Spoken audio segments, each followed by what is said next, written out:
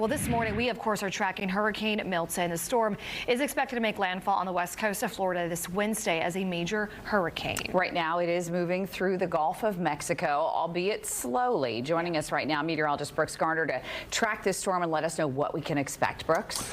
Hi, good morning, Amy. Good morning, Deborah. So we've got now a major hurricane. Milton is now a major hurricane. It's a Category 3, and it's located in the southwest Gulf of Mexico, about 800 miles southwest of Florida. I'm joined now with National Hurricane Center Director Michael Brennan. Good morning, Mr. Brennan. Listen, we have nothing but respect for what you guys are doing right now, and we thank you for your time and your expertise. I think a lot of folks in 2024 are frustrated that we have fancy graphics showing what appears to be certainty with computer models, but are surprised to learn that things are rather uncertain. Has that clarity been a little more focused this morning, or are we still looking at a broader cone? And when do you think we'll know exactly where and when it'll make landfall? Well, you know, Brooke, we really can't nail down a landfall location sometimes till within 6 or 12 hours to that exact location that's going to see that very worst storm surge, the core of those winds and the eye wall of a major hurricane. So that's why, as you see this morning, we've laid out a pretty large hurricane watch that goes all the way from Chokoloskee up to the mouth of the Suwannee River to account for that uncertainty. You can see how big the cone still is, where the center of the storm is expected to track about 2/3 of the time.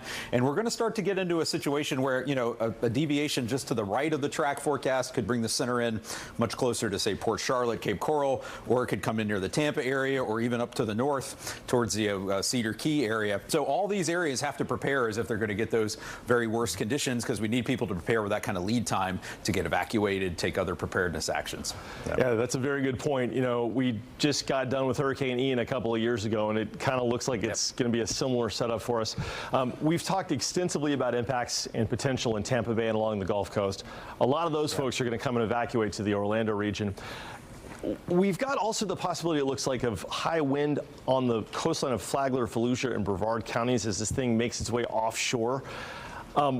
Is it too early to speculate about storm surge and impacts there on the actual Atlantic side for our viewers there? Yeah, I mean, you're right. There is the chance of hurricane force winds. We are expecting Milton to be a hurricane all the way across the peninsula. We could see, you know, again, the potential for some life-threatening storm surge inundation, especially along the East Coast. We'll probably be able to dial that in a little more with some certainty later today, but I would expect to see hurricane and maybe even storm surge watches go up for the East Coast as well as for portions of the interior. I wouldn't be surprised to see much of Central Florida, the Orlando area, over to the Space Coast and up towards Daytona end up being a hurricane watch later today. Mr. Brennan, last question. I know you're very busy. Appreciate your time. Folks inland here, like in the Orlando region, away from the water, are wondering, is this more of a flood threat, or should they board up windows and get ready for big wind gusts? Or is it possible? I think they have to be ready for both. I think especially, you know, there is that potential for the winds, but if you look at the flooding rain threat, it does really include the metro Orlando area, the I-4 corridor up towards Daytona Beach. This level 3 out of 4 risk for flash flooding as we go from Wednesday into Thursday is definitely going to include that area as well. Okay, that's great information. Well, we look forward to checking in with you a little bit later on this morning. Thank you so much, Director of the National Hurricane Center, Michael Brennan. Good luck with the tracking, and we'll see you back here on the air. Thanks. All right. So weather-wise, yeah, let's talk about our forecast here. Let's talk about the latest. As you heard, Milton is now a major hurricane. That is an indication that it's rapidly intensifying. And Jessica, we've been watching what this means for the track. So let's get right to the latest, and then we're going to talk about the impacts with Jessica. So it has got winds now of 120 miles an hour, and it is classified now as a Category 3 hurricane, and it's set to work northeastward toward Florida. It will bring impacts to Florida, and that's going to happen as we get into the day Wednesday night. That looks to be the timing at this point. And as the director of the Hurricane Center had mentioned, you know, despite all of our technology, it's no fault of us. It's just the fact that it's the tropics. The exact timing is not known. I think it's going to be safest to plan on this being a Wednesday night landfall with Wednesday night impacts, just so we're not surprised, assuming it's going to actually happen Thursday, right, and then not be prepared if it comes in earlier. But at this point, regardless of it rapidly strengthening, regardless of its ultimate power, does it become a Cat 5, right? It really doesn't matter, because as it approaches Tampa, it's going to weaken. Now, it's not going to weaken to the point where it reduces the impacts, but it's not going to have sustained winds of 140 or 150 miles per hour. What it will do is expand the wind field from a really tight wind field around the center to one that's broad and extending outwards over 300 miles for tropical storm force winds. So we're all going to get wind on Wednesday night, and we're all going to be subject to power outages as a result. It's just a matter of exactly where it makes landfall to determine storm surge potential for Tampa Bay, as well as Sarasota, as well as Fort Myers, and of course our wind potential here in Central Florida. You know, are we going to catch 100-mile-per-hour wind gusts inland?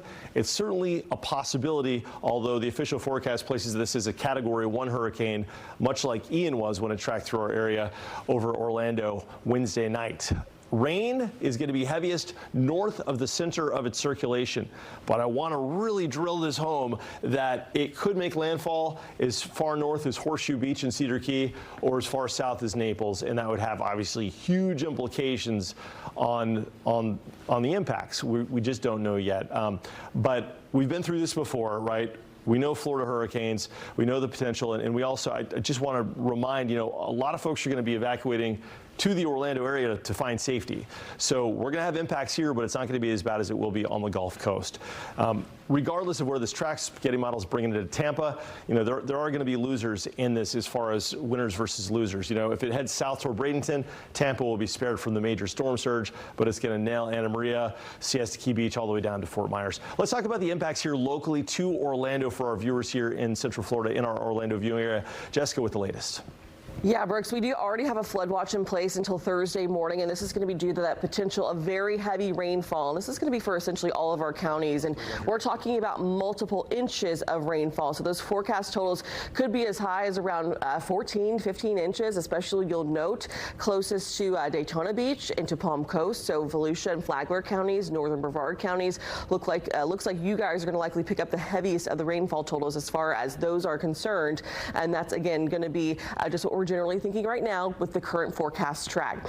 Now, when it comes to future power outages, they are looking pretty widespread for the vast majority of us in Central Florida. That means you need to make sure you're planning accordingly and that you are charging your devices. You have things like those power banks and charging banks. Those are going to be great tools to have if you want to make sure you still have some sort of power and you're able to get and receive alerts. So that's really important to note there with those widespread outages in purple. That includes essentially all of our counties here in Central Florida, with likely power outages closer to our Fox 51 viewers. Now, when it comes to the worst of the weather, and county by county, this is going to be for orange, so including Orlando, the Orlando Metro. Also, it's going to include Osceola County and then also Seminole County. The worst of the weather will arrive Wednesday night, Thursday morning. Wind gusts as high as around 85 miles per hour or higher. Rainfall totals as high as around 10 to 12, if not higher, at 15 inches. Flagler, Volusia, and Brevard.